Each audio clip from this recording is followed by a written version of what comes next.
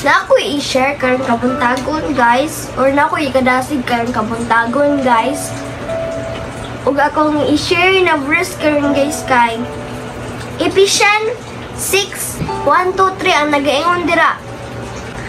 Children, obey your parents the way the Lord wants, because this is the right things to do. The command says you must respect your father and mother. This is the first command that has a promise with it, and this is the promise. Then all will go well with you, and you will have a long life on the earth. But masabot na ni mga igsuon. Atong tahoron tong mga ginikanan, mga igsuon. Ay mo ni sugo sa Ginoo. Tudik ta magpabadlong sa tong ginikanan, mga igsuon. Kamo mga anak dira.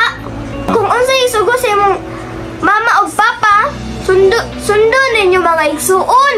Kay mo unay gusto sa Ginoo, mga igsuon. Wa ta na buhay sa diri sa kalibutan kung wala tong mama o papa. Unya kung ato silang sundon mga igsuon, nagisaad ang Ginoo. Tagaan daw ta ug taas sa kinabuhi diri sa kalibutan mga igsuon. Basta mo tahod sa atong ginikanan mga igsuon. So, kamo dira mga anak, kung gusto mo taas sa kinabuhi, mutahod mo sa inyong ginikanan o inyong amahan. Ayaw mo badlong nila. Kay bad nang magpabadlong mga igsuon. Dili malipay si Lord anak.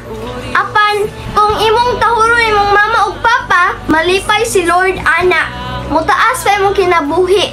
Mura to share na verse karon mga igsuon. Ampo amping abante. To God be all the glory. God bless.